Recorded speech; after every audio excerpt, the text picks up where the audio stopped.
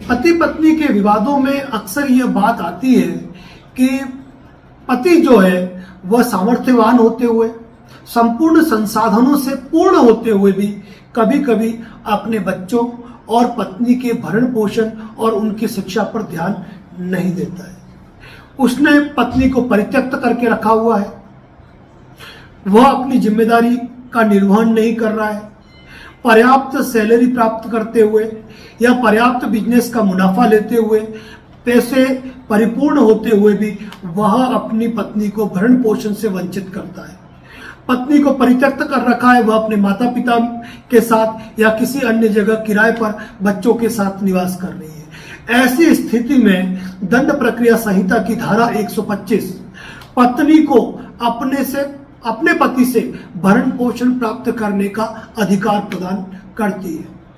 पत्नी अपने लिए, अपने बच्चों के लिए रहने, खाने, पीने, चिकित्सा, शिक्षा, इन सभी आवश्यकताओं के लिए संबंधित पारिवारिक न्यायालय में दंड प्रक्रिया संहिता की धारा 125 के तहत खर्च पाने के लिए वह आवेदन संस्थित कर सकती है।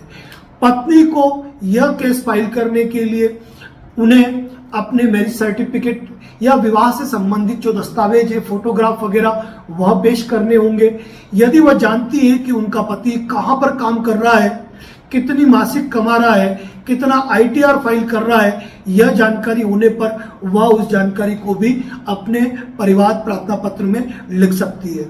बच्चों के लिए, बच्चों की शिक्षा और स्वास्थ्य और चिकित्सा के लिए जितना खर्चा होता है, खुद के लिए जितना खर्चा होता है, जो किराए का भुगतान उनको करना पड़ रहा है, उन सब को मिलाकर वह एक निश्चित राशि के भरण पोषण की मांग कोर्ट से कर सकती है और कोर्ट इस मामले में प्रसंज्ञान लेकर जो उसका पति है उसको तलब करेगा और पत्नी द्वारा दिए गए प्रार्थना पत्र के संदर्भ में वह अपना जवाब पेश करेगा।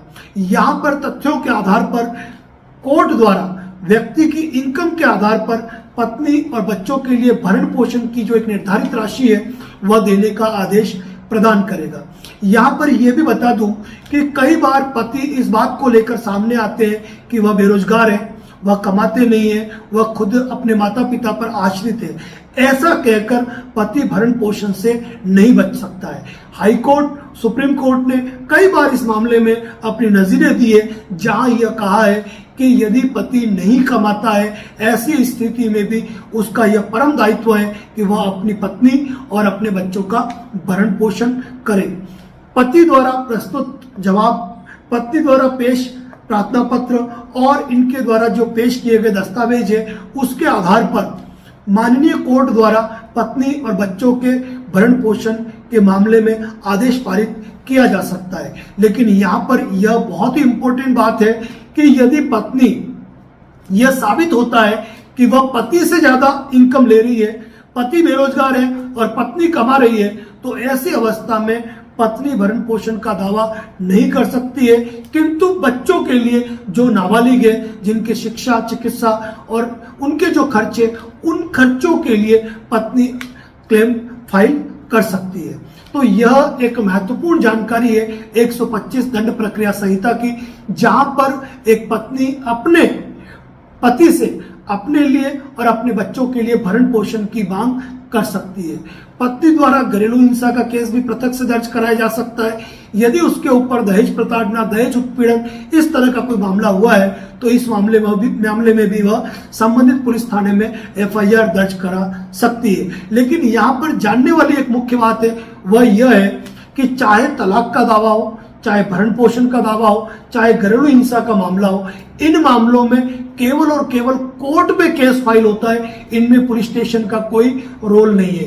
किसी पुलिस अधिकारी को यह अधिकार प्राप्त नहीं है कि वह किसी पत्नी के लिए पति को प्रेरित करे या दबाव डाले कि वो मासिक इतना भरण पोषण अपनी पत्नी को अदा करे। यह जानना आपके लिए महत्वपूर्ण है। केवल और केवल दहेज उत्पीड़न मामले में पुलिस को यदि कोई रिपोर्ट दी जाती है तो वह उस पर संज्ञान लेकर FIR दर्ज करके विधि सम्मत कानूनी कार्रवाई कर सकती है। बाकी किसी मामले में पति पत्नी के विवाद में पुलिस को कोई दूसरा अधिकार प्राप्त नहीं है। इसी प्रकार के परफेक्ट यूट्यूब अपडेट हमारे इस चैनल पर दिए जाते रहते हैं। यदि आप हमें यूट्यूब पर देख रहे हैं तो चैनल को सब्सक्राइब करें, और यदि आप हमें फेसबुक पर देख रहे हैं तो हमें फॉलो जरूर करें। धन्यवाद। जय हिंद, जय भारत, जय मेवाड़।